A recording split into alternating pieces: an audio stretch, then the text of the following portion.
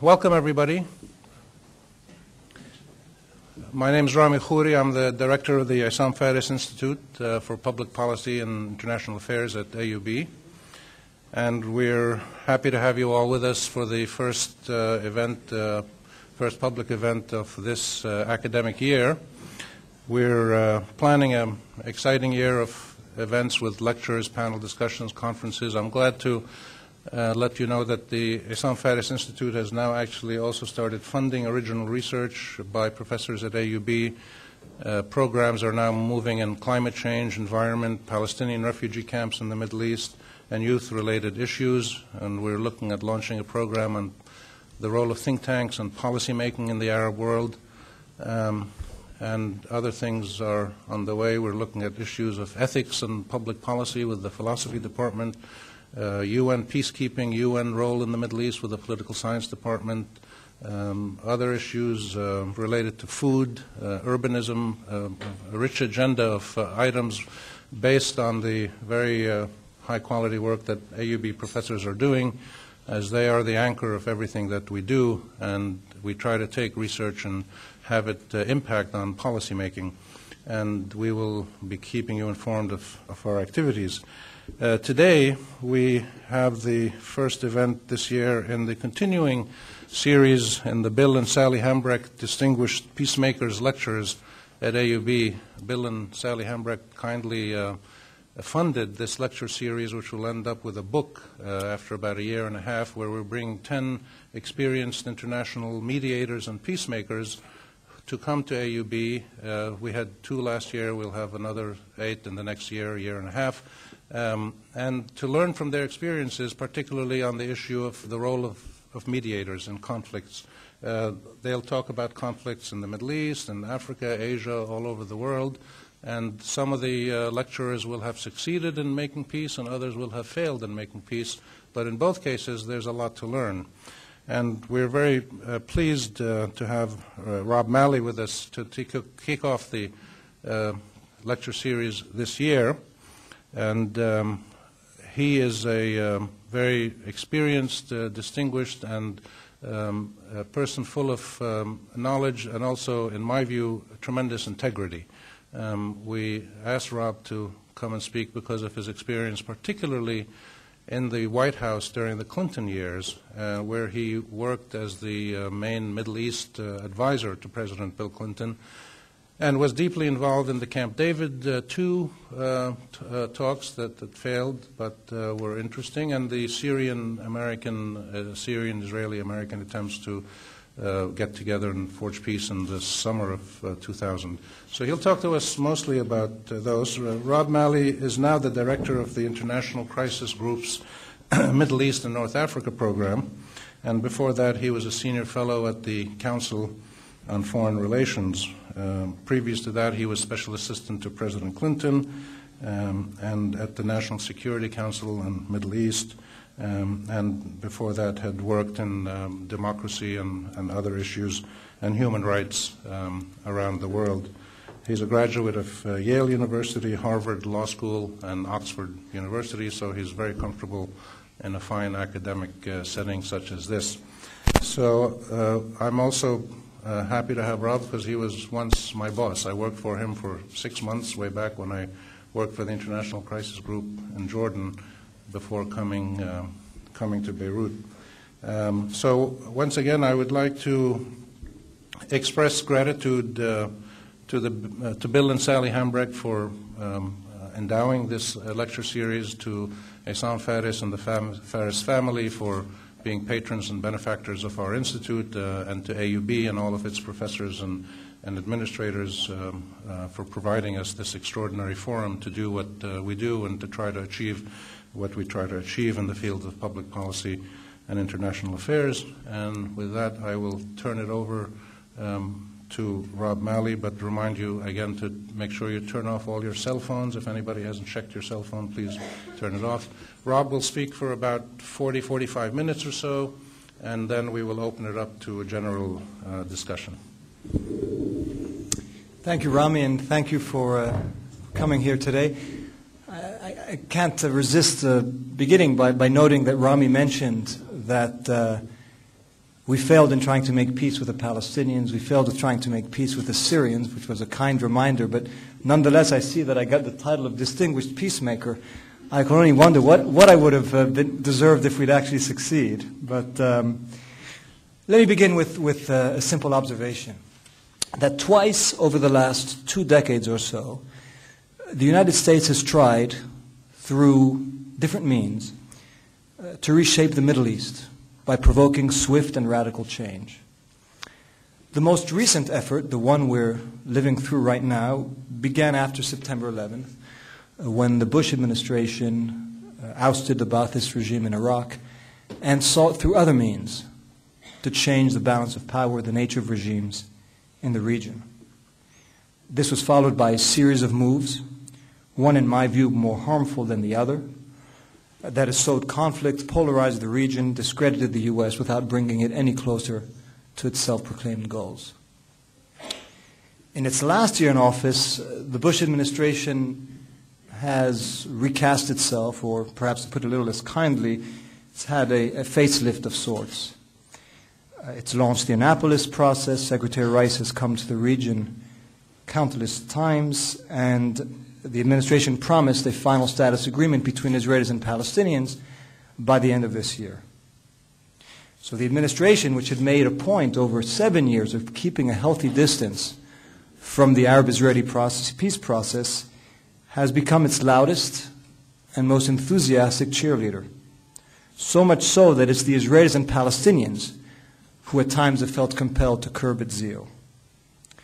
But whatever the intent behind this endeavor, and it may be a mix of motives good and bad, there's been too much damage over the last few years, and the process is carried out by a team that has lost too much credibility for it to be seen as a proper test case of the question that we're discussing today, which is whether and how the U.S. can be an effective third party, an effective mediator to try to achieve Arab-Israeli peace. It's that first effort, the first effort about 8 or 6, which began somewhere between 8 and 12 years ago by the Clinton administration, an effort in which I took part also to try to reshape the region, which was the attempt to broker peace agreements first with Syria, then with the Palestinians, which I want to talk about today. Now, for an American like myself who comes from a country where memory, historical memory, basically means remembering the last Obama-McCain debate, and where projection into the future means trying to figure out what tomorrow's stock exchange will be, it was somewhat surprising for me when Rami said that he wanted me to come talk about Camp David, an event that occurred more than 8 years ago, that didn't produce any tangible results, whose 3 main protagonists are either dead or retired or no longer in charge, and an event that's been followed by such a fundamental transformation as to make it even difficult to remember those days. So why, I ask myself, would anyone, and as I see here quite a few people, want to hear about that long-gone effort? Well, as I thought about it, I thought Rami and the rest of you may be onto something. For Camp David, however ancient it may appear today, however alien to the current situation in the region, contains both the seeds and the keys to virtually everything that has happened in the region, or at least in the Arab-Israeli conflict, ever since. Arafat's demonization and eventual demise, the onset of the Second Intifada, the collapse of the peace process, of course, President Bush's rejection of all that had characterized his predecessor in the famous 3 letters ABC, anything but Clinton, his inauguration of a radically different approach, which I referred to earlier, Israeli unilateralism, and even the framework of the Annapolis process itself. And Camp David, however remote it may seem today, represents the last serious sustained American effort to reach an Israeli-Palestinian peace. So insofar as a future administration, which will be upon us any month now, and whichever one it may be, so insofar as an administration is going to want to wade and get back into the business from the outset, the serious business of making Arab-Israeli peace, its most significant and relevant reference point will be the effort that culminated at Camp David. And that's why I think it is an effective study, a case study, about whether the U.S. can be an effective mediator, if so, how, and if not, why not. And that's why a retrospective view as to what happened at Camp David is so essential, such an essential part of looking forward. Now, what happened at Camp David matters, of course, and I'm going to talk about it to some extent. But perhaps even more important is what's happened to Camp David and with Camp David. The uses to which it's been put, the slogans and demagoguery to which it has given rise. I think, as most of you know, Camp David became an instrument, a tool in a political tug-of-war and a public debate and between Israelis, Americans, and Palestinians. It gave birth to a storyline, what I would consider a mythology about what happened at Camp David, and again, in its broad outlines, you know it well. That the Israeli Prime Minister at the time made the most generous offer ever, that Chairman Arafat summarily turned it down, that he did so not because he didn't like the offer, but because deep down he denied, as did the rest of his colleagues, the Jewish state's right to exist, and that he then launched the Intifada in response. And it's this storyline, this mythology, that's had such a devastating after effect and has led to much of what I described a moment ago. So the dominant lesson of Camp David for most of the past 8 years has been a lesson about Palestinian rejectionism and the futility of trying to reach an agreement with this generation of Palestinian leaders. It ravaged the Israeli peace camp, it constrained and distorted U.S. policy in the region, and it badly undermined confidence in a peaceful settlement on both sides, Arab and Israeli. In fact, how quickly things turned, if you think about it. It took Yasser Arafat a few decades to get his people to accept the notion of a two-state solution, which had not been accepted by the Palestinians and even by Arafat beforehand. It took him even longer to get the West and much of the world to accept that that conversion was genuine. Yet it took only 2 weeks at Camp David in the summer of 2000 to wreck that progress, and for Arafat, along with many of his colleagues and compatriots, to regain the pariah status that they once held. Now, I argued elsewhere with my colleague and friend Hussein Aga that this largely one-sided and self-serving version of events has been remarkable in its shallowness and deleterious in its effects. We explained about 7 years ago in an article that we co-wrote that it ignored history, the dynamics of negotiations, and the relationship between the three parties. And it also stands in the way of the kind of dispassionate, objective, analytic discussion of why Camp David failed and what lessons we may learn for future efforts by the U.S. to make peace. So it's in that context and with that brief introduction that I want to address the following questions.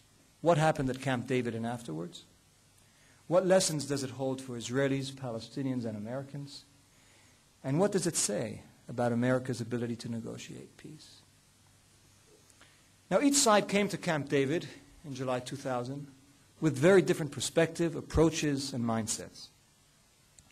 Ehud Barak, now the defense minister at the time, Prime Minister of Israel, was guided, in my view, by one core principle.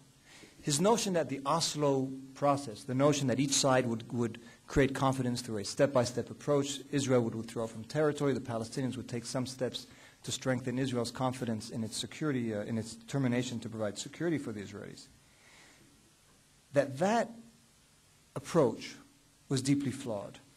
In his view, again, in Barak's view, all it did was force the Israelis to give up its most tangible assets, the land, in exchange for a very intangible promise of peace. And so, in other words, Israel was paying the heavy price without knowing what it would get in the end, because the Palestinians had never committed, again, as he saw it, to accepting Israel's right to exist under whatever borders and under whatever context. So he wanted to know, before continuing what he considered the salami tactic of giving more to the Palestinians, he wanted to know what, in the end, Israel would get in exchange.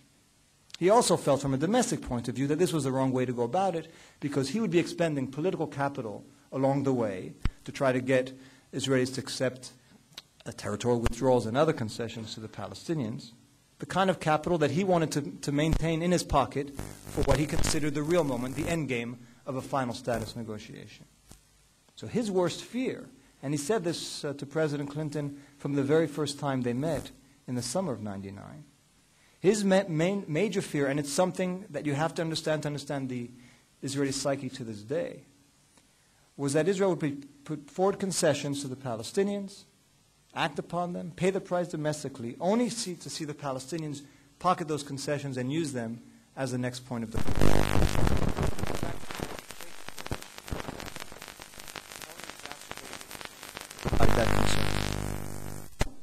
There was a corollary.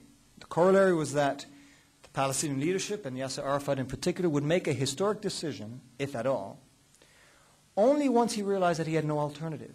Only once he knew that he couldn't go on with this process that would go on endlessly. Only if he knew that there was a sharp choice between accepting a deal or becoming a pariah, losing the relationship with the U.S. and losing the ability to govern in the West Bank or Gaza. A corollary to that corollary was that the only context in which the Palestinians would make that decision would be a presidential summit. A focused, concentrated period of time during which the Palestinians would face this all-or-nothing choice. Peace and all it brought about, or no peace and all that would entail. He wanted Arafat to see the abyss in front of his eyes, losing the confidence of a U.S. president that he'd spent many years to gain, losing the relationship he'd had with Washington, losing the prospect of ever presiding over a state. And a corollary to that corollary was that Barak never really had in his mind, as I saw it, a proposal that was based on a firm estimate of what Israel had to hold on to for security reasons, for political reasons, for whatever reasons. That was not how he went about it. In his mind, the key concern was, does Arafat understand what the alternative is and how bad the alternative to peace agreement would be? So his estimate was not based on what Israel had to hold on to, but on a changing appraisal of how much it could get. He took the view that faced with a sufficiently attractive proposal and an appropriately unattractive alternative, the Palestinians would have no choice but to say yes. So it was always a balancing game. How much could we give them so that what they see in front of them as a positive would outweigh what they would lose if they said no? Now, the impact of that, as we saw at Camp David, was that each time the Palestinians said no to a proposal, it was simply a prelude to the best next Israeli assessment of what, in their right minds, the Palestinians could not turn down. Arafat came in a very different mode. He didn't really want to come to Camp David. In fact, he begged us not to hold the summit at the time. And having dealt with Barak at that point for over a year, he, as well as the other Palestinians, in particular the Palestinian public, had become deeply suspicious. Barak had renegotiated past agreements. He had not held on to his commitments. He'd questioned the utility of further territorial withdrawals. He'd focused on the Syrian deal. That had been his priority from about the time he was elected till the time the Geneva summit in March of 2000 failed. That's when he really decided he wanted to move on the Palestinian track. And so all in all, as the Palestinians and as Arafat saw him, Barak had denied him and them, but him most essentially, the basic respect that he felt was due.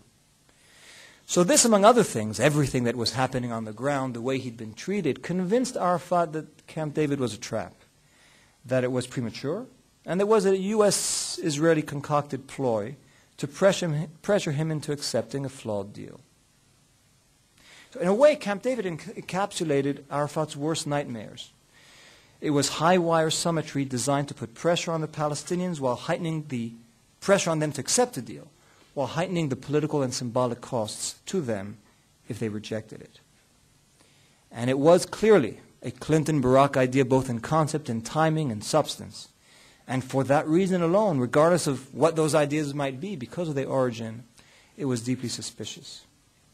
So that led him, and it was again clearly evident from the first days of the summit, to view Camp David not as an opportunity to seize, but as a threat to avoid, as a storm to weather. His objective was to cut his losses, not to maximize his gains. And though it didn't mean that he ruled out the possibility somehow of reaching a final deal, that goal to him seemed far less attainable than others, mere survival. And he didn't come with a united team either. Or a united public opinion. Unlike the situation that had prevailed at the time of Oslo, there was no powerful coalition of Palestinian constituencies that were ready to back the deal and who were committed to Camp David's success. There was intense popular opposition at home, fueled in large part by continued settlement expansion and the daily indignities of occupation, home demolition, and land expropriation. And therefore, nor was there strong Arab support because the United States had decided to keep the Arabs at arm's length on the premise that Barak had suggested to them that if the Arabs were in, they would take the side of the Palestinians and they would start leaking everything. So everything had to be kept under wraps. So Palestinian negotiators who were there at the summit, knowing how disillusioned their public was, knowing how hostile they were to the whole idea, came with one eye on the summit and the other eye looking back home. So they went to Camp David almost apologetically, determined to demonstrate that this time, unlike in the past, unlike at Oslo, they wouldn't be duped. So they looked over their shoulders at all times, fearful of adopting positions that would boomerang and that would undermine their position domestically. And the end result was not particularly constructive. The Palestinians spent much more time backstabbing one another and making coalitions against other coalitions rather than seeking a deal. Suspicious, they were quick to see potential loopholes and slow to recognize any possible opening. Passive, they failed for the most part to put forward their own ideas, leaving it to others to present proposals that they could then shoot down. More prone to caution than to creativity, they viewed the U.S., any U.S. or any Israeli idea, with automatic suspicion. They went through the motions rather than for a deal.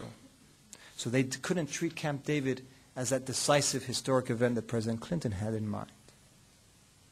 And precisely standing between these two sides, the U.S. struck a rather awkward pose.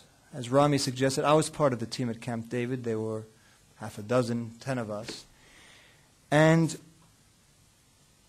I think it's fair to say that we knew a lot of what I had just said. We knew how mistrustful Arafat had become of Barak. We knew how inartful Barak could be. We knew that Arafat didn't want to go to the summit. And yet at the same time, we felt, and I could speak in my own name, this was not something that simply some of the members of the team felt. We felt, perhaps deluded by groupthink, perhaps simply intoxicated by the success that President Clinton had had 2 years earlier at the Y Summit. We felt that there was a historic opportunity for an agreement. We didn't think it was a trap. We didn't think Barak was trying to dupe us. And in fact, Barak had already come to us and told us this is how much an agreement would cost. This is what he wanted to do the day after an agreement. Those were not words of a man with a ploy. They seemed to us the words of a man with a mission. He seemed eager for a deal. And in fact, his cabinet and the people who he'd brought with him to Camp David were among the most peace-oriented that any Israeli leader had ever seen. So we thought that presented with this option, if we could push the Israelis a bit and push the Palestinians some, that Arafat would not say no to his historic deal, and that Barak, if the choice was making one more concession or going home empty-handed, would go for the former. As I said, it would be wrong, I think, to believe that Clinton was oblivious to Barak's flaws, that he couldn't see what was going on. He couldn't see that Barak had mishandled the Palestinian question from the start, that he had very little social skills, to say the least, that he was never able to create a working relationship with Arafat. And yet Barak was the one who said we need to have a summit where the leaders are there, but then he refused to meet Arafat in a private meeting during the entire 2 weeks. And so as Hussein Aghan wrote at the time, it is not that we were oblivious to that, but nonetheless, in the end, the U.S., on virtually every tactical judgment, either gave up or gave in, acquiescing in the way Barak wanted to do things, because out of respect of what we believed he was trying to do. This, in my view, and I know that some people in the region hold a different opinion, this, in my view, is not a matter of domestic pressures by lobbying groups. That's not why, in the end, President Clinton and the rest of his team were so willing to acquiesce in tactics that they felt were problematic. That was not why. The reason, I think, was twofold. Number one, the only person who was giving Barack's ideas other than his own Clinton ideas other than his own team was Barack. There were no ideas coming from the Palestinian side. So when one idea is constantly giving you proposals, virtually on a daily basis, Barack would call Clinton with some new idea. I can't remember a single phone call initiated by Arafat or by his colleagues. So virtually every day he was calling with ideas, and so that obviously shaped the president's perception. But the second reason, as I said, was that Clinton was persuaded that there was a higher good, and that Barack was committed to reaching it, that he wanted to reach an agreement with Syria and with the Palestinians. So when he weighed that against Arafat's perceived impassive approach and inflexibility, and his emphasis on interim commitments, which really were not quite as appealing to any American president, and it's not a matter of seeking a Nobel Prize, any American president would be more attracted by the prospect of getting a final deal than of getting one other interim agreement. So balancing those two, Clinton found it hard to say no to what Ehud Barak was suggesting. So 3 weeks before Camp David, when Clinton spoke to Arafat and tried to persuade him to come, he told Arafat that he largely agreed with Arafat's description of Barak: politically maladroit, frustrating, lacking in personal touch. But he differed with Arafat on one crucial point. He was inherently and passionately convinced that Barak, for all his flaws, wanted a deal. Now, at the summit itself, the U.S. team that I was a part of played several distinct and at times inconsistent roles. Number one, as a principal broker or putative broker, potential broker of a peace deal. Number two, as Israel's strategic ally. And number three, not so much a role as an identity, as Israel's cultural and political partner. There was much greater cultural, linguistic, religious, to some extent, affinity with Israel than, and I'm not saying sympathy necessarily, but affinity, understanding, fluency with the Israeli side and with the Palestinians. And the way the U.S. conducted itself during the summit bore the imprint of these three roles: as broker of a peace agreement, as Israel's strategic ally, and as Israel's cultural partner.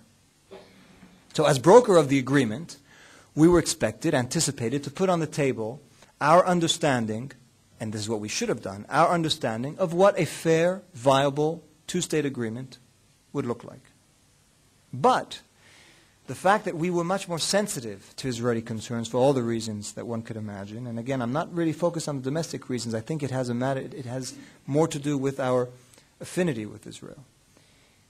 Because of all that, we were very acutely sensitive to Israeli domestic concerns, and much more appreciative, perhaps in an exaggerated way, of Israeli substantive moves. We gave them much more credit than we did to any move the Palestinians made.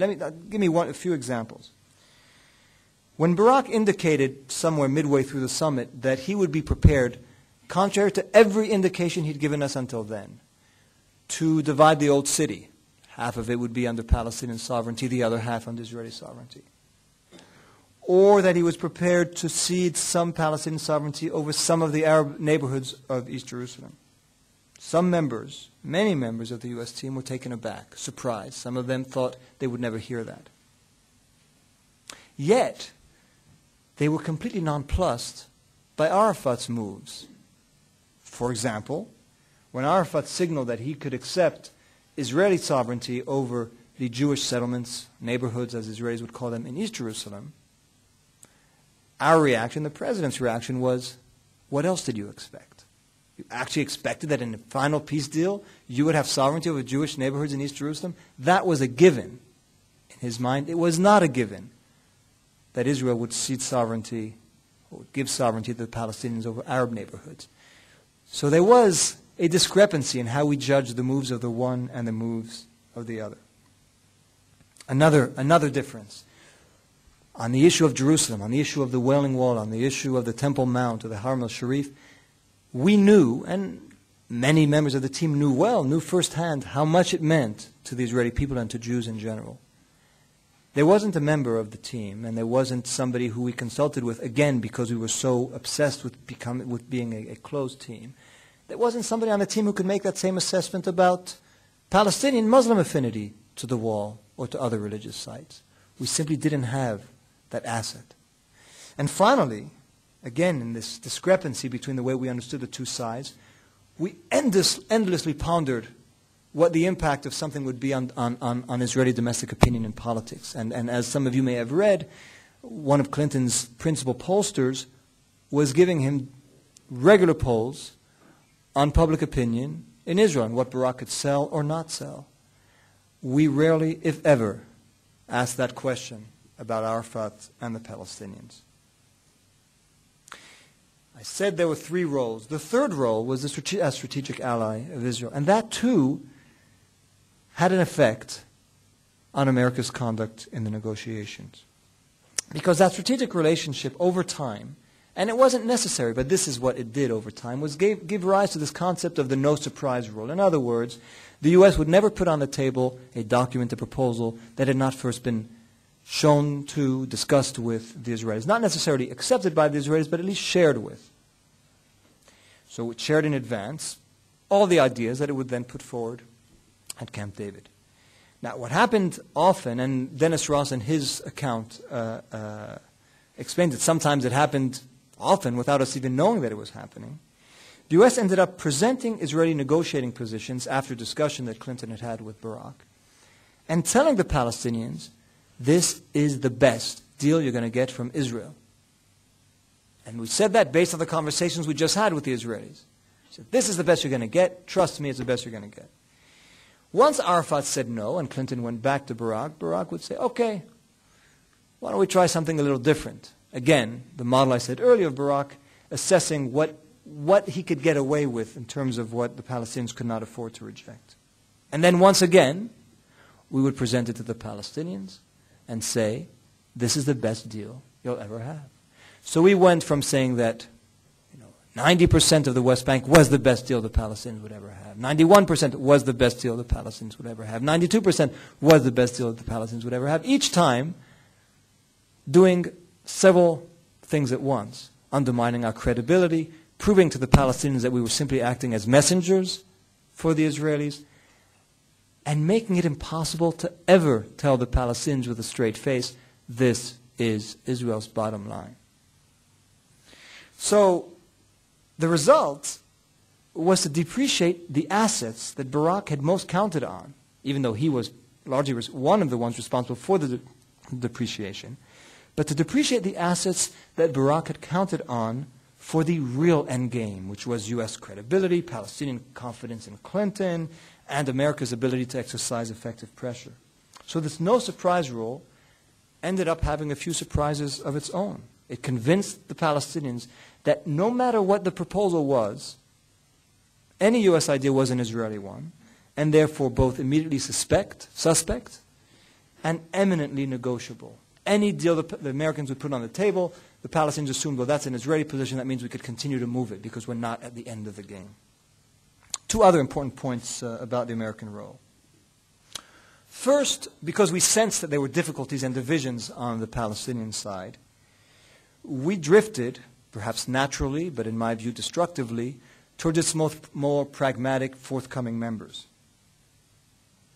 What happened was that those who felt slighted and ignored hunkered down and took more hardline positions, and those we favored became less relevant and more discredited.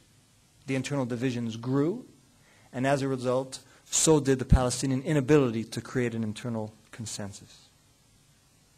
The second point, upon which I'll come back a little later, is that the U.S.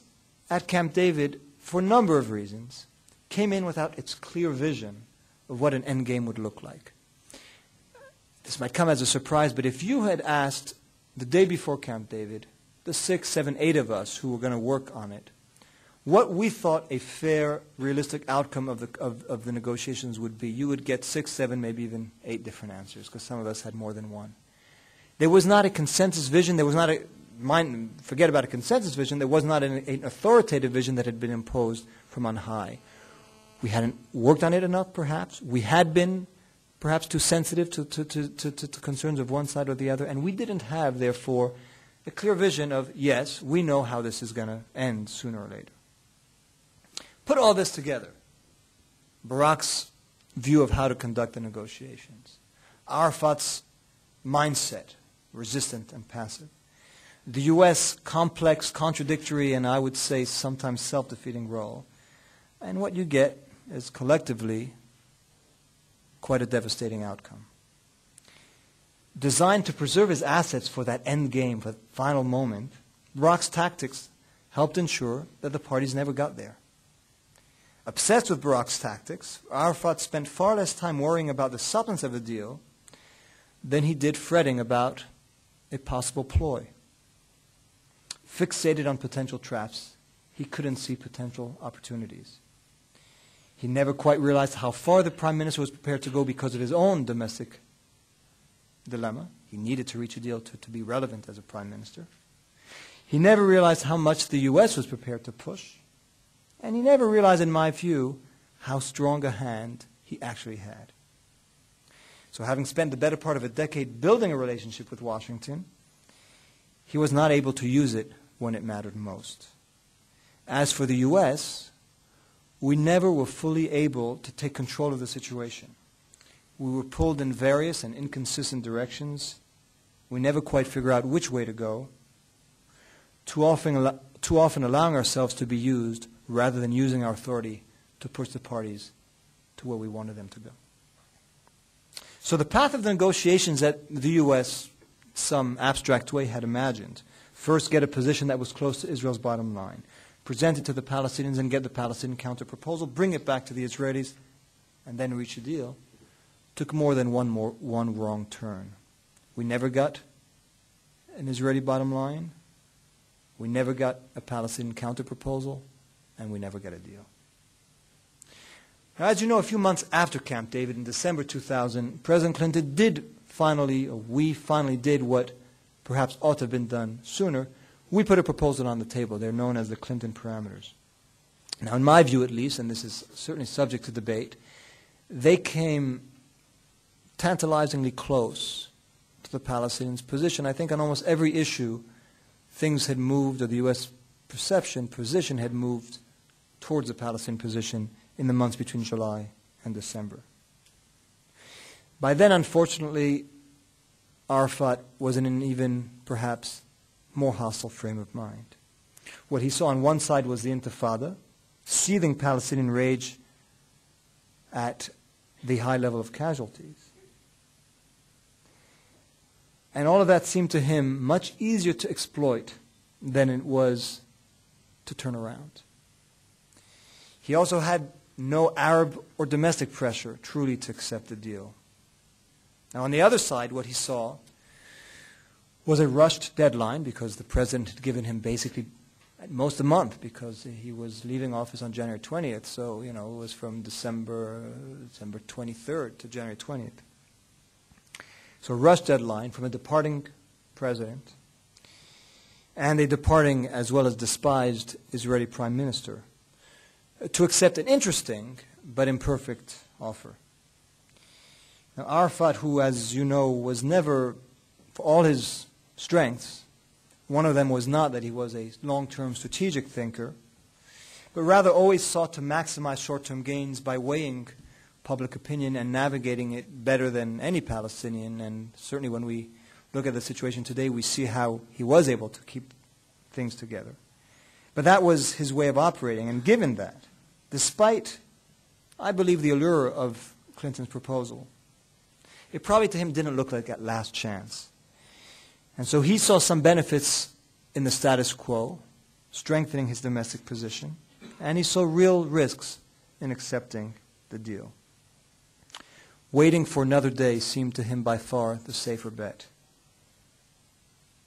So weighing his position at the time against the potential but uncertain benefits of an uncertain deal, he followed his political instincts, which this time at least may not have served him well.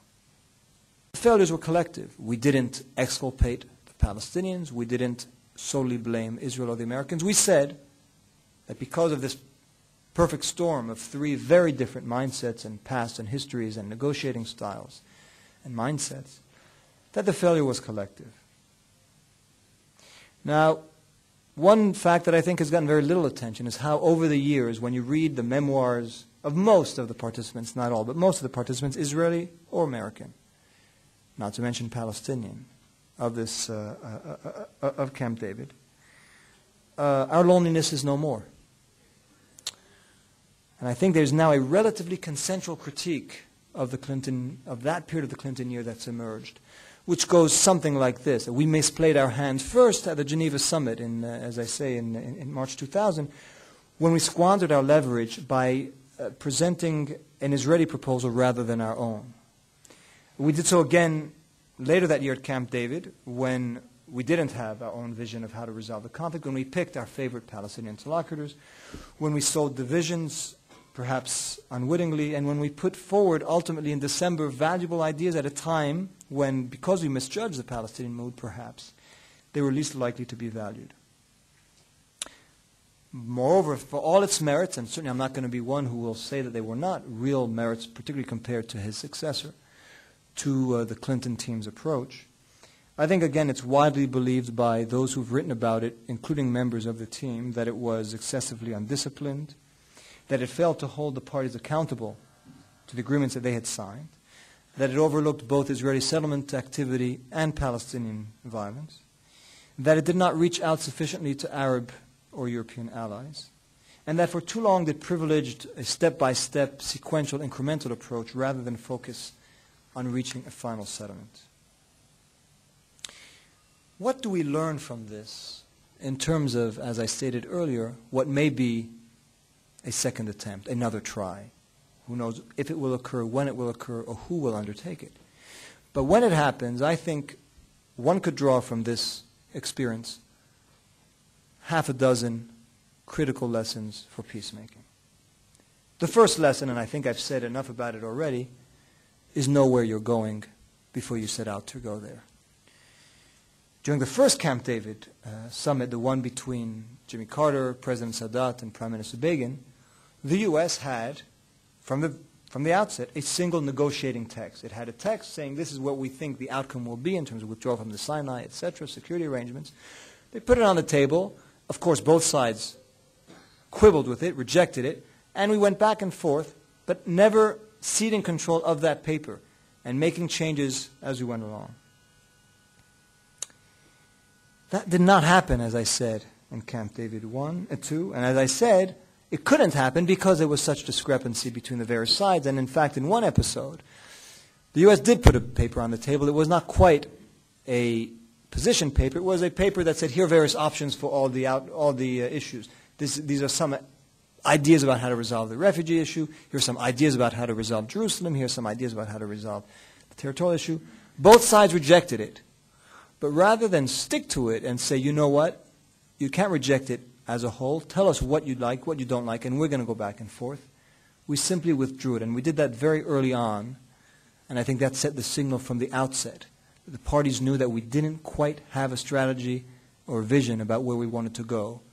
And from that moment on, we played with a true disadvantage.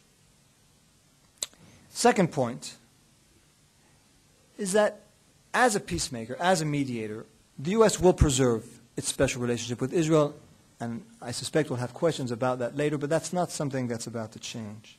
But use it wisely. Use it in a way that helps U.S. interests, use it in a way that helps Israeli interests, use it in the way that helps the interests of the peace process. As I said, the U.S. has a unique strategic alliance with Israel. It's the case today, and it's not about to change. But in my view, again, I think it's a debatable view, but in my view, that's not an insuperable obstacle to the U.S. playing an effective third-party role. The U.S. had a strategic alliance with Israel during Camp David I, and as I said, it will have it in the future. So the problem to me is not so much the relationship, but the uses to which it's been put. In both cases, the Geneva summit that took place in March and Camp David a few months later, this was illustrated by acting as a messenger of Israeli ideal rather than as a conveyor of U.S. proposals. We squandered the asset that ironically is of greatest value to Israel itself, our credibility, our ability to convince our Arab partners that the deal we are presenting is the final one, that we're not in fact going to go any further. So what I called the no surprise rule, the way I described the way the negotiations were led by the U.S.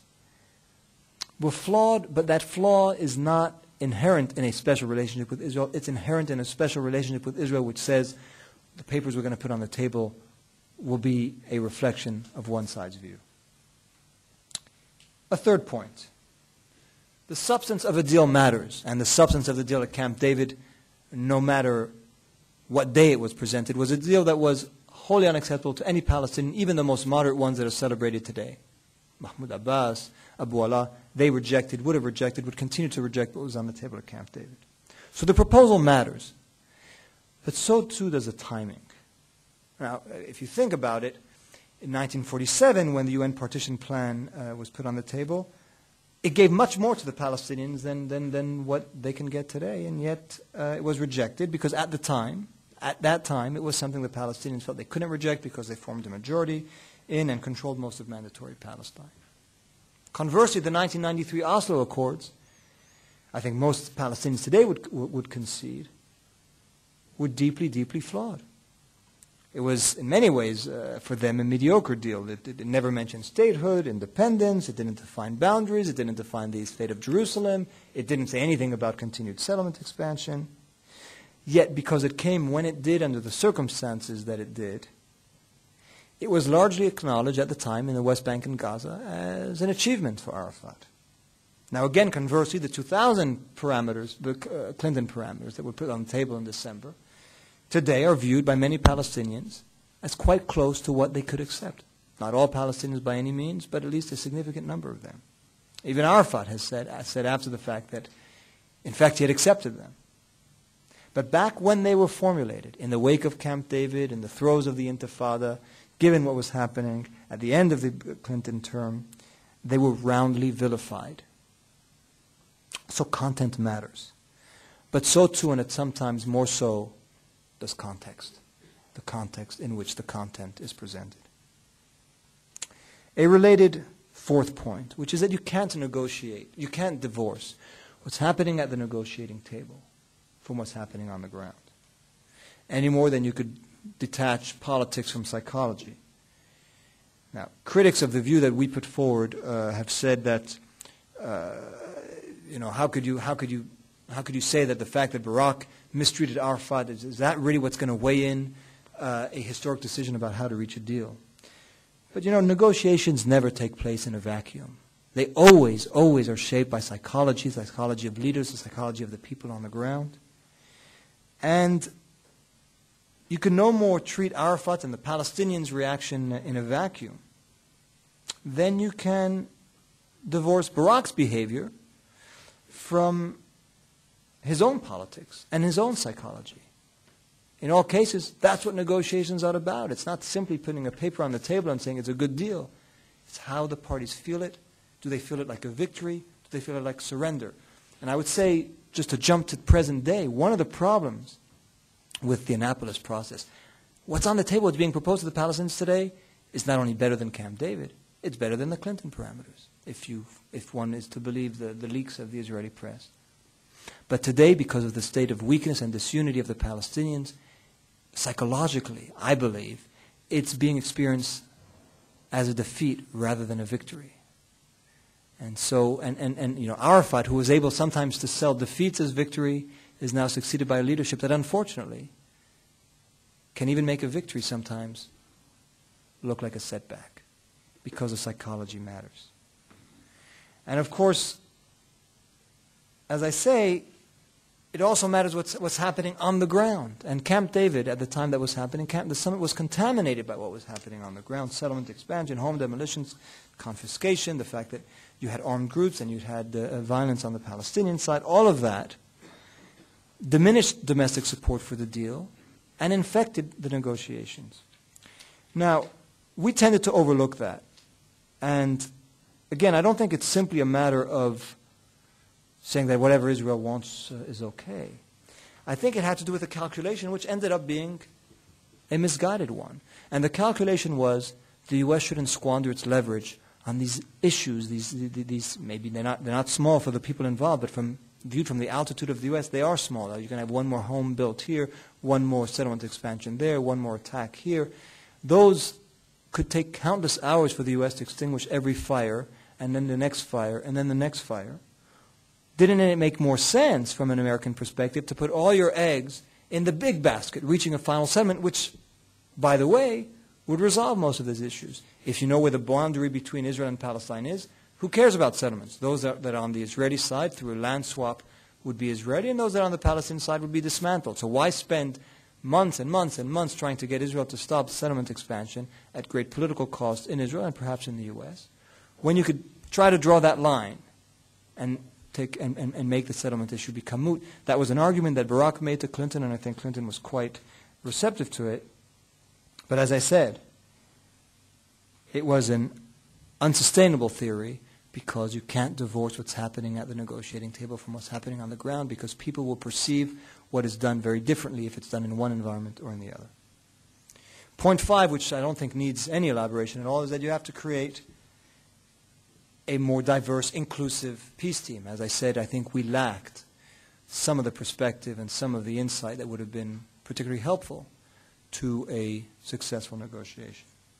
Point 6, involve Arab countries. And this was something that I think actually the Bush administration understood better than we did, one of those areas, perhaps rare areas, where they had their insights, their instincts were better than ours.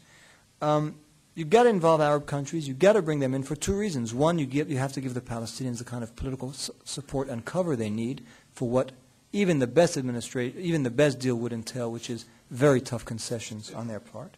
And second, by bringing the Arabs in and therefore ultimately having contact between Arab countries and Israel, you would boost Israeli confidence and their incentive to reach a deal, because the payback would be much greater than simply a peace agreement with the Palestinians. It would be something greater with the Arab world as a whole. Point 7 and 8, one being sort of the flip side of the other. Don't overly obsess about Israeli domestic politics, and don't overly intrude in domestic Palestinian affairs, and unfortunately we did both. The former, the obsession with Israeli politics, leads to paralysis because one is always afraid of taking a step that might lead to the fall of an Israeli cabinet and therefore will retard the peace process. And intruding in domestic Palestinian affairs will always come back to haunt us. At least I think that's true time and time again. Whenever we thought we were smart enough to deal with Palestinian domestic politics, it's come back to bite us. We can't read it as well as the Palestinians do, and they certainly have means. Those who we exclude have means of making us pay, I think. We know that to this day. Now, there's another critical lesson, which is not so much, it doesn't have so much to do with what America should do if it wants to be an effective peacemaker. Those were the 7 that I just outlined. It concerns how Arabs and Palestinians in particular can, have, and should deal with the United States. As I mentioned earlier, it's that inability to grasp the complex relationship between Washington and Jerusalem, the U.S. and Israel, cost the Palestinians and Arafat in particular dearly. For all the talk about the special relationship between the U.S. and Israel, there were and are clear substantive differences about what a settlement should look like. It's true that the U.S. didn't put its ideas on the table, but Barack knew, and we indicated to Barack, that at the end of the day we thought there should be a Palestinian state. We thought there should be land swaps. We thought Jerusalem would have to be at some point part of the mix. And Barack, in fact, often told us in private that on matters of substance, he knew or feared that we were closer to the Palestinian position than to Israel's. And at times, there were times where the U.S. actually convinced Israel to do things it didn't want to do. Yet, and in part because, as I say, the way we dealt with the negotiations, putting Israeli ideas and doing it in a way where the Palestinians knew that they had been pre-cleared with the Israelis, that was lost time and time again on both the Palestinians and the Arabs in general. And that inability to understand that, in fact, the Americans could move and were susceptible to pressure and influence and ideas, including from the Arab side, led the Palestinians never to put a proposal on the table. And so it deprived the Americans of the one instrument that could have helped us in trying to press the Israelis to make another concession. And it also led the United States, and in particular President Clinton, as we know from what happened in the aftermath of Camp David, it convinced the president, or at least it led him to doubt the seriousness of the Palestinians and their genuine desire for a deal. And at the end of the day, as you know, despite a commitment that had been made not to blame Arafat in case the summit failed, President Clinton, because he felt, I think, personally betrayed, I think he felt that he had been there, he'd put himself on the line, and in the end Arafat simply sat there like a mummy and didn't really have any ideas. Whether that's entirely fair or not is a different matter, but his attitude was one of really not putting as much on the table. The president felt he'd been let down, and he felt that he was relieved of the promise that he had made.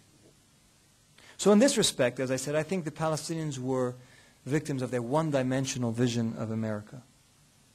So the flaw of U.S. policy is not that it settles on a strategy beforehand, it's agreed to with Israel, and then it's simply going to push it forward. The real flaw is that we didn't have a strategy and that we were making it up as we went along. And that offers an opportunity to shape and to forge it and to influence it. So we weren't immune to persuasion and pressure. The Americans wanted a deal. President Clinton was desperate as well. Not desperate, but very eager for a deal. And that meant that not just the Israelis have a means of influencing what we do, but also the other side. Now this relates to a broader point about Arab attitudes. I think America is abundantly judged by Arab public opinion, by Arab leaders, and rightly so. But it's rarely, if ever, understood, at least at a political level. And which is odd, given how central and prominent a role America plays in Arab consciousness and in Arab diplomacy. For so many in this part of the world, I feel, and you can correct me if I'm wrong, America is all hyperbole. It's too omniscient and too ignorant. It's too mighty and it's too meek. It's too powerful and it's too ineffective. And then there are all these convenient explanations and they're convenient because in a way they dispense the Arab side from coming up with their own strategy. They dispense them with the need to think and to understand and to act. And those convenient explanations, you know them well, is that it's all about oil, or it's all about imperialism, or the favorite, it's all about the Jewish lobby. So this image as the U.S. as all-powerful and bumbling and captive to Israeli interests and careless about its own interests is extremely handy, even though it may be extremely harmful. Because it dispenses with, it negates the need to understand, to strategize about how best to steer the U.S., to shape the U.S. It deprives the need to understand how Washington actually works and how it makes its decisions. And so ultimately, it negates the need to be proactive and to take matters into one's own hands. From my experiences, having been an actor and now an observer, I can't begin to tell you how damaging that perspective is, and I think it leads often to two apparently contradictory, but in fact quite similar approaches.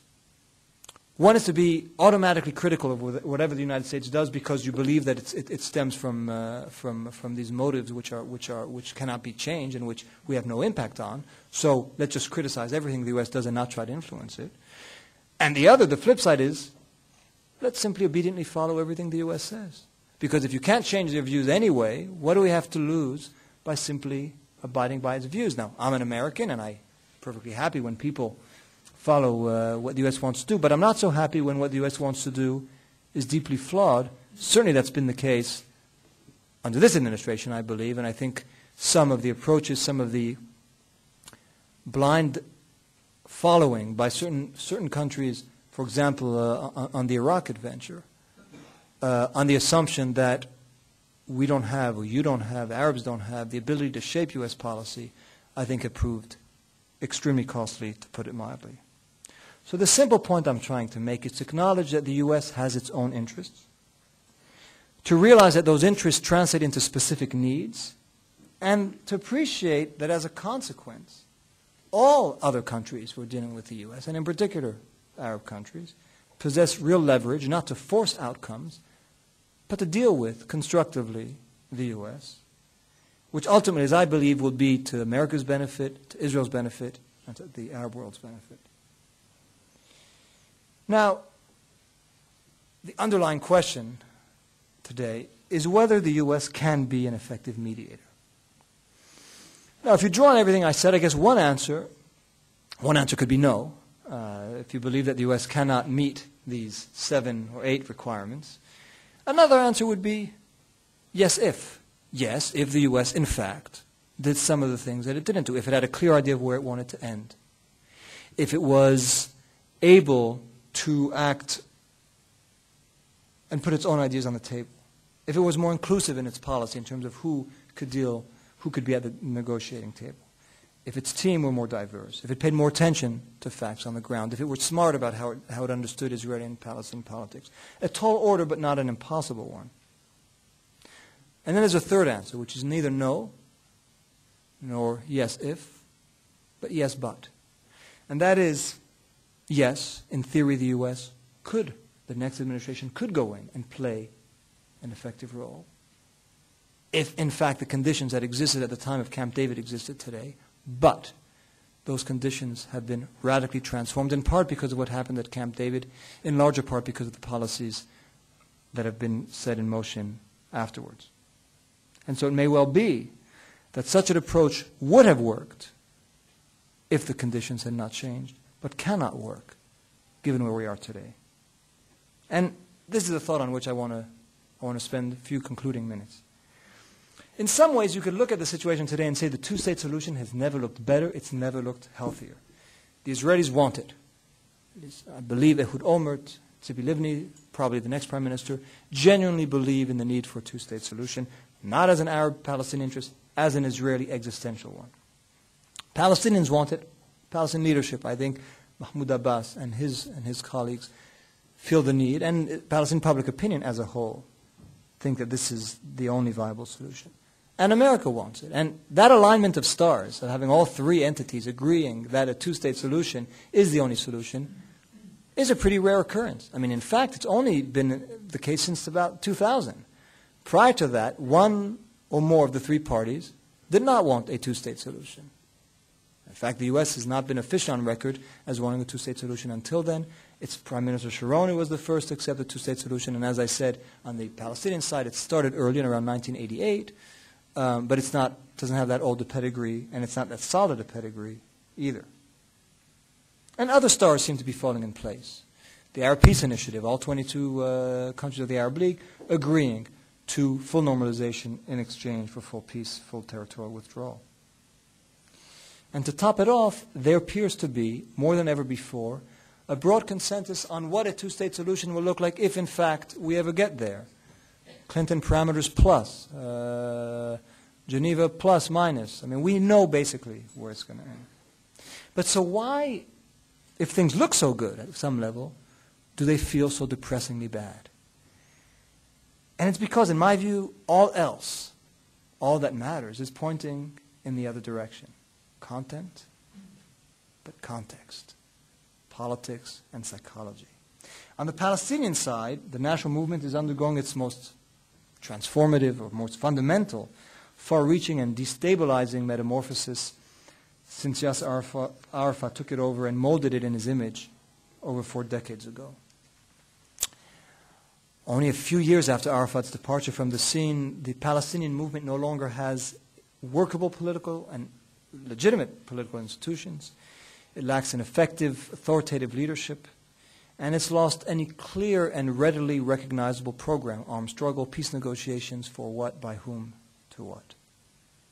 And so as a result, there is now serious doubt, a doubt that didn't exist in 2000, at least in my mind, about whether the Palestinian national movement can effectively, confidently conduct negotiations for a final peace accord, sell the agreement to its people, and, if endorsed, make it stick. There's not enough consensus over fateful issues, but also over where decisions should be taken, by whom, and how. It's hard to imagine today, under today's Palestinian configuration, what are the political forces that could negotiate effectively with Israel, with what mandate, and with what capacity to translate any eventual agreement into new realities on the ground.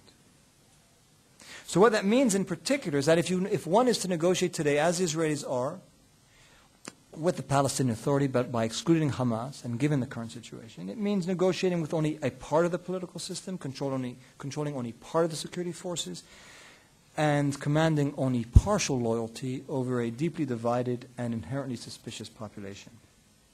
I think most of you have noticed, or at least most of you, most of us can't escape noticing, that while Abbas and Olmert have been negotiating a wholly abstract peace deal because it can't be implemented on the ground, the more serious, consequential negotiations are taking place between Israel and the non-recognized entity Hamas over the ceasefire yesterday and over a prisoner exchange today. On the Israeli side, two things have changed. Its dysfunctional political system means its governments are often short-lived and subject to the vagaries of an anachronistic political system. Smaller parties have excessive weight, and as a result of a number of factors, in particular the 2006 war with Hezbollah, Israeli confidence in its security, in its deterrence, has waned, which makes it more difficult to trust in an agreement with the Palestinians and more inherently suspicious.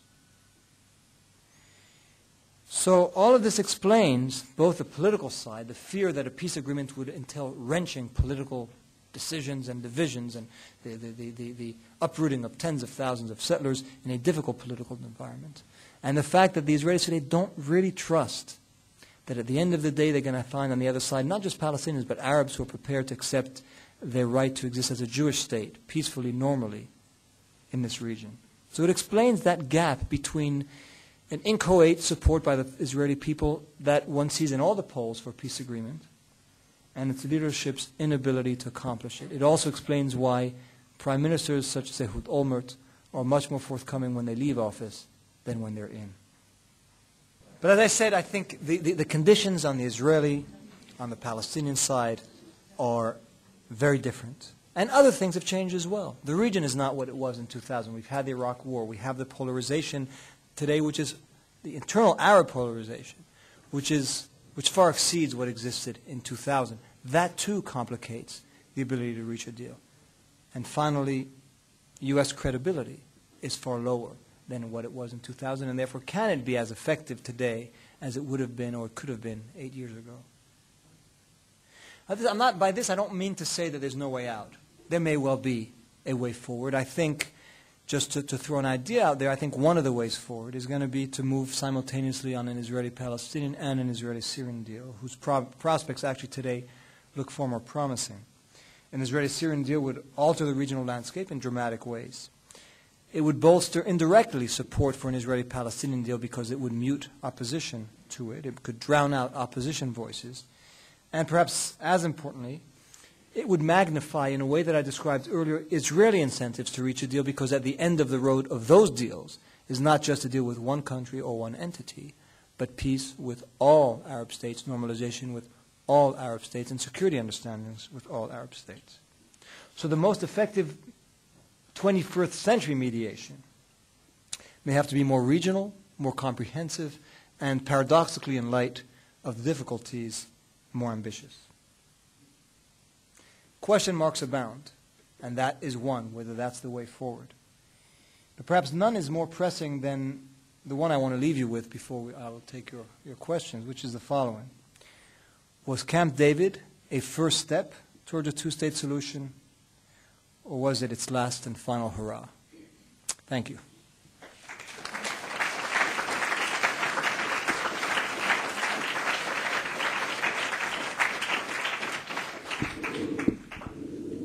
Thank you, Rob. We'll open it up for questions, and I know there's a lot of questions, so we really need quick questions, real questions, 1 minute maximum, and if you go over that, I will politely ask you to speed it up so that we can get a lot of questions in. Wait for the microphone. Where's the mic? Okay. Let's start with Bashar there. Bashar is the master of the 1-minute question, I know, so go ahead. I hope so. Well, and identify yourself, please. You're driving me into 1-minute question. Sorry, Bashar Haider, the Policy Department here at AUB. I mean, it's admirable that from your position you would focus on how to perfect the American performance in negotiations and focus on the flaws, although you mentioned the flaws of others. But despite that, one cannot but come up with the following conclusion about what happened in Camp David, that it was primarily the fault of the Palestinians. Given that, as you said, Arafat came with a strategy of cutting losses, weathering the storm of the summit, knowing that he wants to wait for a later day, given that Barak's ability or willingness to, come up with, better proposals once are rejected by the Palestinians, was willing to offer suggestions every day to President Clinton. It looks like, and given that the Palestinians had a divided team, all of that, it seems like from the outset, the Palestinians are going to say no, even if, regardless of the psychological dance of Barack Obama, I think, of Barack, of the other Barack, given, even if Uhud Barak were to wear a kafiyeh, probably the same result would be achieved there.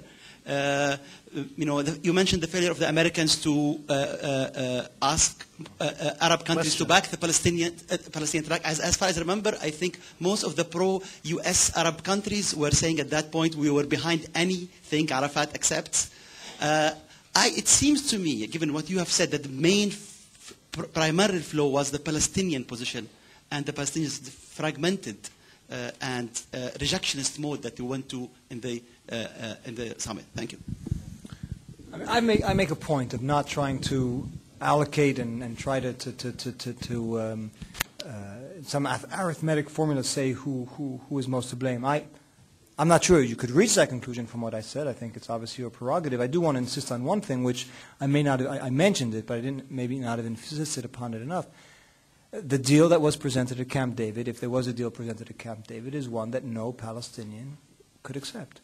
I think today all of my colleagues, all of my American colleagues, I believe, maybe I'm wrong, would agree with that statement. And so when I say everything you said, I said myself, obviously I think the Palestinians didn't make the most out of it. I don't know if there would have been a deal at the end. I think the outcome could have been different. The blame could have been different. We could have been in a different mode. But listen, for me, the core argument is we can't take one party in a vacuum, because so much of what the Palestinians did was because of what was done to them. So much of what the Israelis did was because of what the Palestinians did to them. So I don't know how useful it is to try to say who is more to blame. I think it really is a collective failure by three sides, and it's also objective circumstances that have been created by all three sides. But one way I've tended to put it is that Camp David was a dry run, but it came too late. I mean, if Camp David had taken place 6 months earlier, because again, the U.S. didn't know where it wanted to go. If it had taken place 6 months earlier, and then 6 months later we had put a proposal on the table, as we did in December, and then a month later we'd had Camp David, who knows? The situation may have been very different. So the fact that we didn't know where we wanted to end up is about as serious a problem as any other. But I leave it to others, historians, who will say who they think in the end was or wasn't more culpable. Right behind Bashar there. Identify yourself, 1 minute. Thank you, Rami. Hussein Abdel Hussein with Al-Rai newspaper from Washington. Hi, Rob. I'm curious about your endorsement of the Syrian-Israeli track. And we've heard voices in Washington suggesting that Bashar al-Assad might be another Anwar Sadat. But Bashar al-Assad might be another Anwar Sadat in Syria. Why do you think the Syrian-Israeli track is important as long as the Golan Heights is not the actual hotspot? And it seems to us that the actual hotspot is southern Lebanon, probably the only front. Do you think that in case there's peace between Syria and Israel, Bashar al-Assad will be able to deliver Hezbollah, or will Hezbollah be on board in this kind of peace? Thank you. I certainly have never said that Bashar al-Assad will be another Sadat. I don't know if people are suggesting that. I do think it's a track worth exploring. I mean, with eyes open on all sides. I mean, can Israel actually deliver a deal in which it gives up the Golan? I don't know. Can Bashar al-Assad live with the regional consequences and domestic consequences of a deal is also a question. I see from the outside that both sides, Syrians and Israelis, seem intent, up to a point, on moving towards a deal. And when a new administration is in office, and if it's prepared to participate in the talks, I think that eagerness will be expanded. Now, you asked a question that I hear all the time. Well, you didn't quite put it that way, but a lot of people ask the question, is what Syria wants, do they really want the Golan, or do they want other things? Do they want influence in Lebanon? Do they want to maintain their ties? My answer is, yes, Syria wants everything. Of course, every country wants everything it can get. The question is, if it is offered a deal in which it gets the Golan back and it gets a different status in the international community, and it could go back to its people and say, we regained what we had lost, would it take it? Now, you ask about Hezbollah, and I think by extension one could ask about Iran. I certainly don't believe, and I've said this before, that Syria will, in exchange for the Golan, will cut its ties with Hezbollah, will cut its ties with Iran, will cut its ties with Hamas. I don't think that's the right way to look at things. I mean, in advance of a negotiation, if you ask the Syrians, will you cut your ties with these three entities? Of course not. But if the deal is reached between Israel and Syria, the regional landscape will change, and these other entities and countries will have to read the regional landscape as having changed. If Syria is at peace with Israel, can Syria continue to provide weapons to Hezbollah? Will Iran be able to look at the situation the same way? Will Hamas be exactly in the same place? Or will they all not cut their ties with Syria, not be adrift and lost, but will they adapt and adjust? And I think that's what some people would call a game changer in the region. Once a peace deal is achieved, if it's achieved between Syria and Israel, the regional configuration changes, not in a way that may satisfy those who are asking for complete breaks in ties, but in a way that modifies the relationship where people have to adapt, movements have to adapt, they have to recalculate their perspectives and their prospects. And for me, first of all, an Israeli-Syrian peace agreement would be fine on its own merits, but because it also could have these ripple effects, it is one that's well worth pursuing, not at the expense of the Palestinian track, but on the contrary, as a way of boosting the Palestinian track. Finally, you asked, can Syria control Hezbollah?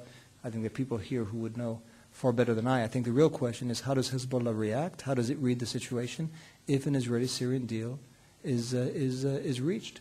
Can it continue? Does it not have to itself adjust, adapt, and grow? And my view is, everyone will have to adapt. Israelis, Syrians, Iranians, Hamas, Hezbollah, Fatah will all have to adapt to what would be a major change in the dynamics of the region. Talked a little bit about the lack of Arab initiative. Had Arafat wanted to call Clinton in the same way that Barak did on a daily basis, as a pressure tactic, would he have had access? I guess my bigger question is about the policy of shutting down or blocking access from those who either indirectly have the initiative and propped up by either popular mandate or parliamentary mandate, as in in the Palestinian case, Hamas, for example. I'm talking about the policy of blocking the initiative or by those who actually have the mandate, either legally or parliamentary or popular mandate, like Hezbollah, for example, or the political class, as in the example that you gave, when the leaders met in Beirut, the Arab Initiative, So that's my question. My second question is, you didn't mention anything about Palestinian refugees. Thank you.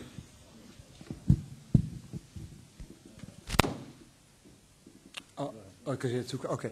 I think you asked very different questions. Even in your first question, there were many questions inside. Listen, if Arafat had wanted to speak to Clinton, could he have? I'm persuaded that, I don't know if he would have taken a daily call. He certainly would have taken his call. Clinton was a man, it was very hard to keep away from the phone. We tried desperately to get him not to take Ehud Barak's call, and he would say, how can I say no? He's an Israeli prime minister, because we knew that it was a way to influence the president when we wanted, as every advisor wants to do, we wanted to control his information and the way he looked at things, but he took the calls. Don't forget, Arafat was the head of state, if you want to call him a head of state or leader, who visited the White House most frequently in the 8 years that Clinton was in office, which doesn't necessarily mean that he was the favorite or that he would have done anything for him. But I think access for Arafat would not have been a problem. And believe me, we would have been overjoyed if you had called once and said, listen, this is my idea about how to resolve the conflict. It would not have taken much to get through to the president. You ask a very different question when you ask about movements that are not viewed sympathetically, to say the least, by the U.S. I think it's a very different issue about how to deal with Hamas and Hezbollah. I've written about that as well. My view on the Hamas question is, I could understand, and in fact, I think there's strong arguments as to why the U.S. itself doesn't need to, shouldn't engage with Hamas. I don't know I don't even know that Hamas is dying to be engaged by the U.S. The question is it a smart policy to exacerbate divisions, to put what I would call black and white conditions? Either you accept the three conditions or you don't, and if you don't, then there are going to be sanctions and isolation, and we're going to refuse, we're going to discourage others from dealing with you. I think that was the mistake, because my deep conviction is that Palestinian unity is not, disunity is antithetical, is inconsistent with a stable, viable peace process. I think the view has been, and maybe it still is, I suspect it still is in Washington, that Palestinian division is a prerequisite for peace, because you can't mix the fox and the hen. You can't bring Hamas into the process, because once they're in, you're excluding the possibility of peace. I think when they're out, in the way they've been put out, you make peace impossible, because I don't think if I were an Israeli, I'd want to make peace with an entity that, as I described it, doesn't control popular mandate, doesn't control its people, doesn't control security forces, doesn't even control all of its territory. So I don't expect that if Khaled Mishal were to call any American president, anyone would answer the phone. That's not the point. The point is whether we were smart in resisting the notion that the Palestinians had to form a unity government. Just one more comment. The logic was always, and I've heard this from Palestinians who are opposed to any engagement with Hamas, and from others, the logic was, let's wait, let's put pressure on Hamas, they'll be weaker, and at that point, they'll come to us. When I look at the chart, at the curves, I don't think Hamas has been growing weaker, and Mahmoud Abbas and Fatah have been growing stronger. So I think we may find ourselves that at the time when those negotiations resume and when unity is back on the table, that the balance of power will be more detrimental to those that the West purported to help rather than to those that the U.S. purported to weaken. Hi, my name's Steve Tamari. I'm a visiting researcher here. And I have kind of a philosophical question about peace. Like, what is it? On the one hand, peace is the absence of war, right? And that seems to me sort of what you're talking about here, at the level of negotiations and strategy and tactics and lists of, capital that one side is willing to give up in the interests of moving a negotiation forward. At one level, that's what peace is. At another level, peace is really more than that. It's a willingness to live together. I don't want to sound too moralistic or trite, but for example, the situation with Egypt. You could say there's peace with Israel, but you could also say that there's no peace between Israelis and Egyptians in general.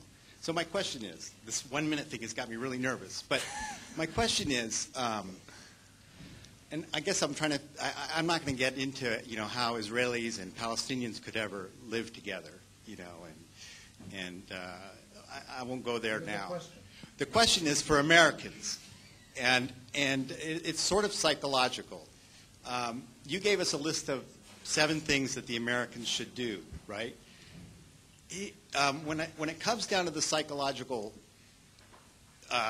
point and the search for meaningful peace, not just an agreement, here's the question I always ask. Do American officials, peacemakers like yourself, official peacemakers, do American official peacemakers recognize that a crime was committed when Palestine was wiped off the map and Israel was created. I've never heard anything to that degree from an American official. I mean, American officials, trip over each other to acknowledge the right of Israel to exist and the necessity that Arabs recognize Israel's right to exist. And I think that's very important. It's just a question of respect. Do you, for example, recognize that a crime was committed in 1948? Do you recognize the psychological pain that Palestinians feel? That touches on the refugee question that was asked before. Let me answer this. I mean, the answer is contained in your question. The answer is no. The U.S. has not recognized that a crime was committed against Palestinians. And I don't know, I mean, I think the explanation is one, I think, and I don't know when you say the U.S., I mean, U.S. administration would have a different vision of history, a different view of history where things are less black and white. And I also think that they wouldn't think that it's a particularly helpful thing to accuse one of the parties who they're trying to mediate between of a crime. We can discuss whether that's, whether the second point is right or wrong. I would. It's interesting because I thought you were going somewhere very different with your question when you started off by saying, is peace people living together? If you had an Israeli here and you told him, I want a peace where the two of you could live together, but first you have to recognize that you committed a crime that annihilated another person, he or she may not think that was the best way to get to peace. I think the American attitude, and I was going to say, I don't know that in terms of negotiations and in terms of peacemaking, that those kinds of statements are particularly helpful.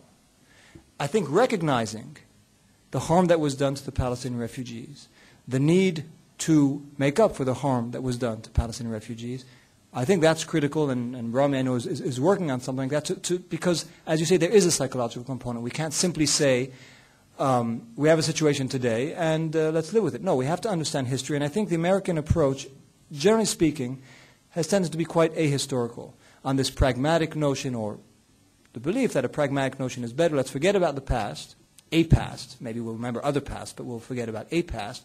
And let's just find a way for people to live together today. I think that is behind some of the mistaken and flawed proposals that have been made, whether it's on the territorial issue, whether it's on the refugee issue, because you have to understand what both sides feel. So I mean, that's why I'm resisting, and I'm not going to, I'm going to do a Sarah Palin, and I'm not going to answer your question.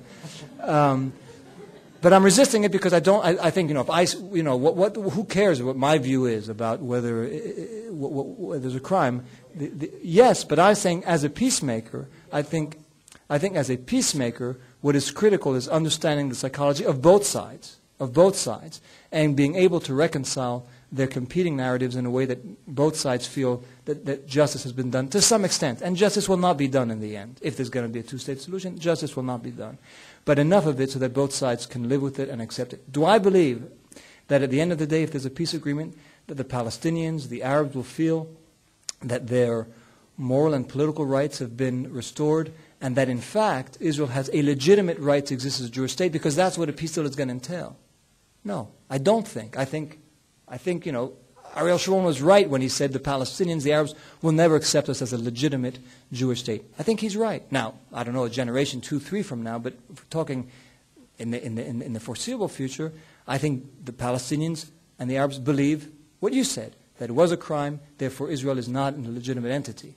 But the question is, if they believe that, and Israelis believe something different, can you nonetheless reach a peace agreement where, no, they don't live happily together, but there's an absence of war, there's an absence of violence, there's an absence of conflict? I would take that over the status quo. Many may not be satisfied, but for me, the task, certainly of a third party, is not to start issuing moral judgments, but of finding a way to ensure that both people could live together. And if that's not what the people want, then they shouldn't want a third-party mediator. Let's go to this side of the room, starting the back there with David, and then moving to the front. Hi, my name is David Munir Nabdi, and I'm technically a graduate student here at AUB, but I work at a nonprofit here, and I was fortunate enough to be in Denver as well for the Democratic Convention as a delegate for Obama with Democrats abroad here in Lebanon. And Ahmad brought up population flows earlier, talking about refugees, and I'm curious about another side of population flows and looking at migrants, legal migrants, and also dual citizens, and potentially looking at them as maybe sources and underutilized sources of power and influence in these different countries of Arabs and Arab Americans in the U.S. and Americans and Arab Americans here in the region, and if those are really groups that haven't been tapped into, could be tapped into, in terms of persuading both governments to take more productive, more positive, more constructive, more holistically viable steps towards peace. It's a good question. I'm not sure I have a very good answer. I've not actually myself, though I am an Arab American, I've not been involved in Arab American politics in any way. Actually, I'm a Jewish Arab American, whatever that makes me. But and I do think I'm all in favor of groups who feel, and the Arab Americans have not done enough of it to mobilize, to express their view, to have to make sure that you contribute to a more open and vigorous debate in the U.S. Do I think that ultimately that changes the center of gravity of U.S. politics and the very strong bond that exists between Israel and the U.S.? No, I think it has much deeper roots than simply the fact that you have a strong lobbying group. I think it has, as I say, history and culture and emotion and strategy.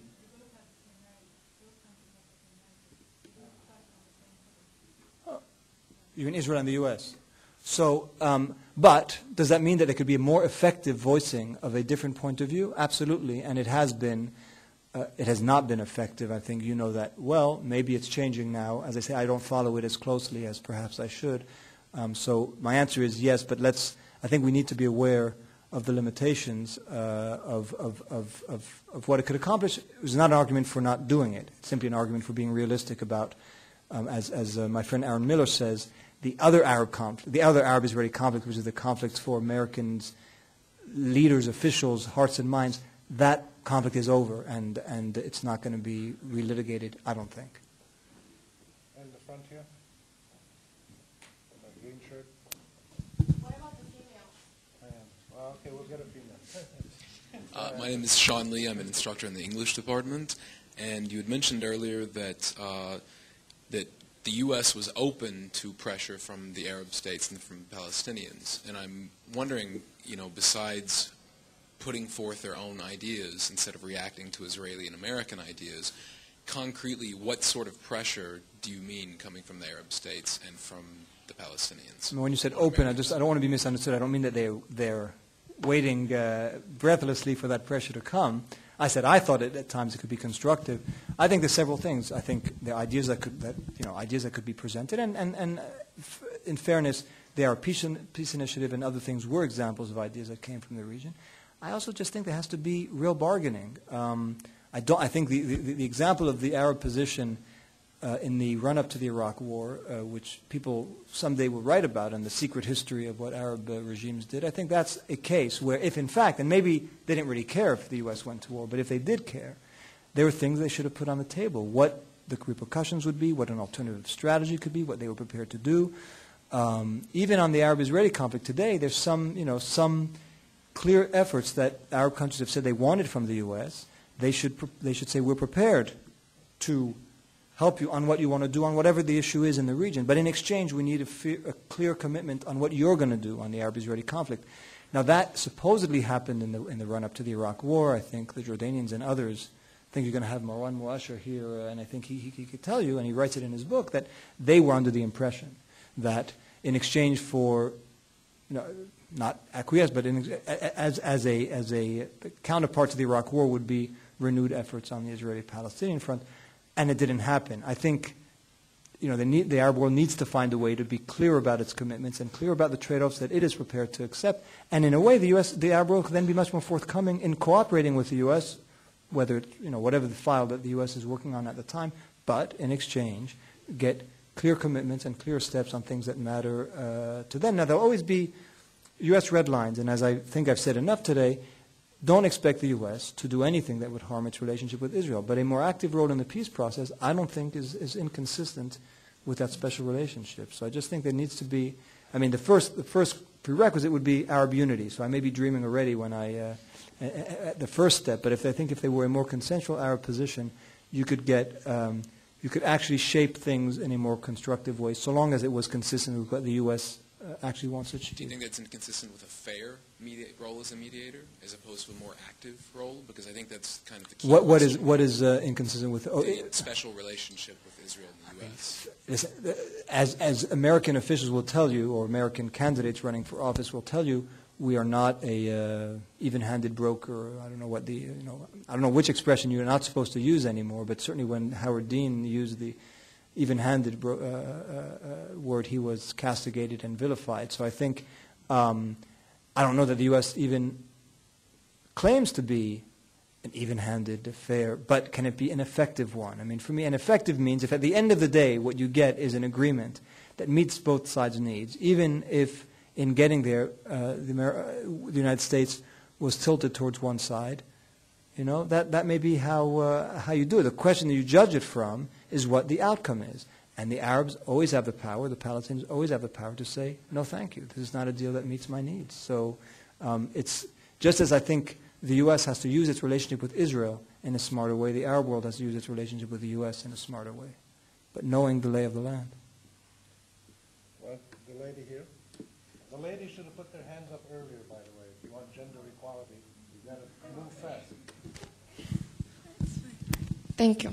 All right. Hi. 4 questions, but they're yes and no. 4? Very yes and no. Very quick. I do understand that you were part of Camp David 2, and unfortunately it was unsuccessful. But if we rewind back to Camp David 1, would you have wanted to play part in Camp David 1? Yes or no? I think I was 15 years old, so I'm sure as a kid I would have been excited, but I don't know. Let's say you were this age and would you were I wanted able to participate in Camp David 1? Now, with the wisdom that you have and the experience and everything you've been through. I sense a trick question, but I'm going to say yes. Okay, question number 2. What would your goals have been in Camp David 1, and what would you foresee the result of Camp David 1? Because see, Camp David 2 is only a interconnection of Camp David 1. So if you go back to the original, let's say the form, and we deal with it, then you wouldn't be in Camp David 2, right? Listen, from a U.S. perspective, and if I think I know where you're going, I'm not sure. If the question, I mean, from an Arab perspective, maybe it was a mistake because they didn't link it up to the Palestinian question. From a U.S. perspective, it was an extraordinarily positive result for so many reasons having to do with Cold War politics, with regional politics. So would one have wanted anything different than the outcome? Of course, one would have preferred that the outcome, as President Carter did. He wanted it to touch on settlement construction. He wanted it to touch on the Palestinian file. But he realized that this was what he could get, and he didn't think that what he got was incompatible with future efforts on the Palestinian track. So, again, if I understand your question, and I'm not fearful of where it's going, I'd say I think the objective, which was to get a peace agreement between Egypt and Israel, was a right one.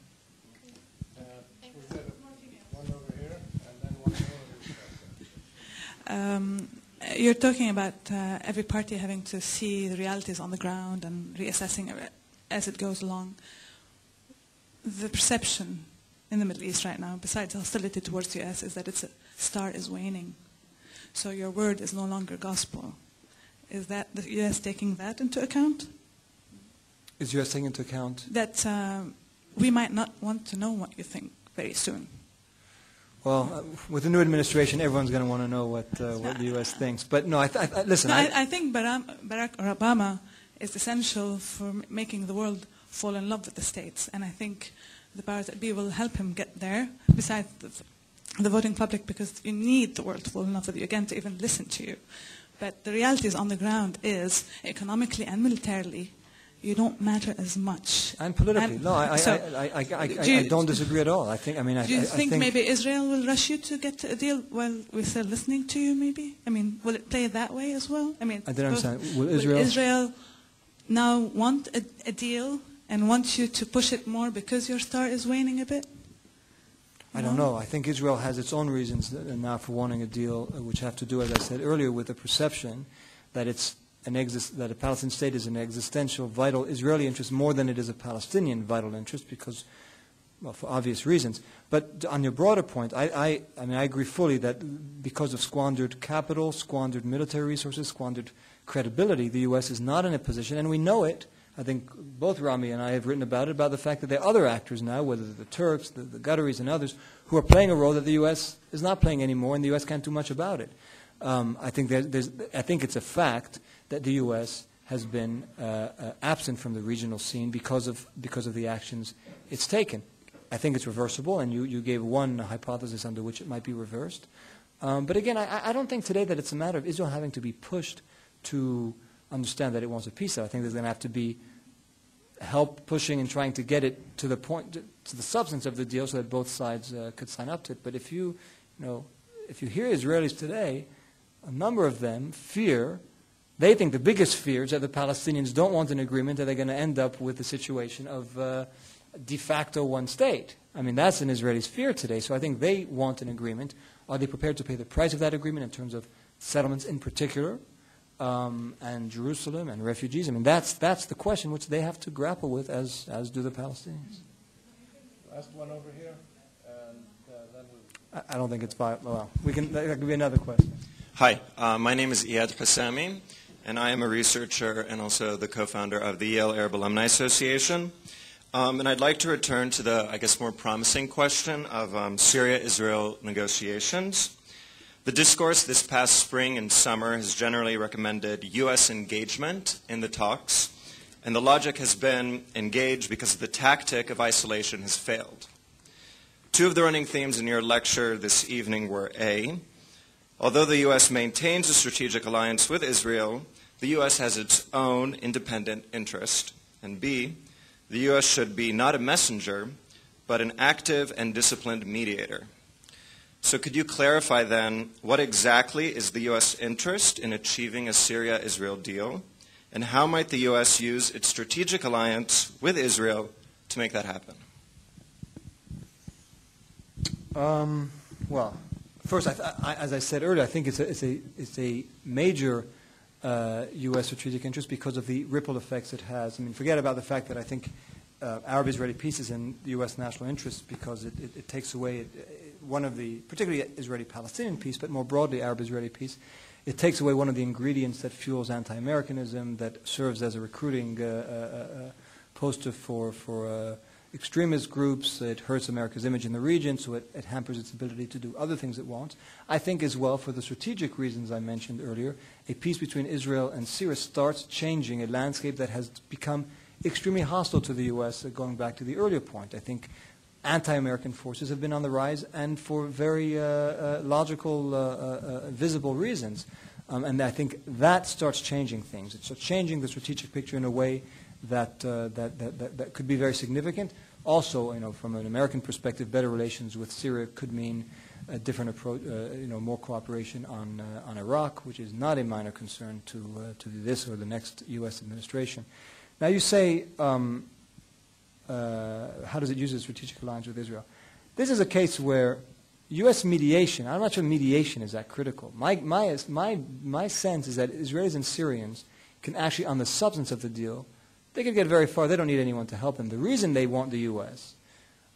is for the tangential benefits. I mean, the Israelis want them there because they want the U.S. to man an early warning station, or because they want the U.S. to give them far more military aid and give security assurances.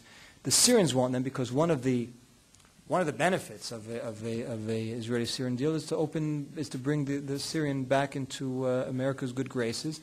And if you look at it in terms of the regional equation, what it might lose on one side in terms of its Iranian or other alliances, it may gain by getting more assets in terms of the Europeans and the Americans, and its economy is in shambles, and it would very much welcome better economic relations with Europe and the U.S. So I think that's why they want the U.S. there. But my recommendation to both sides, not that they listen to me, is you don't need the U.S. right now. You could actually go extremely far, and then you can go to the U.S. and say, you know what, we have a deal. We need you for certain things. Bless it. And I don't see how the U.S. will say no. So sometimes bringing the U.S. in complicates things. Sometimes bringing the U.S. in complicates things because both parties stop negotiating with one another. They think of influencing the U.S.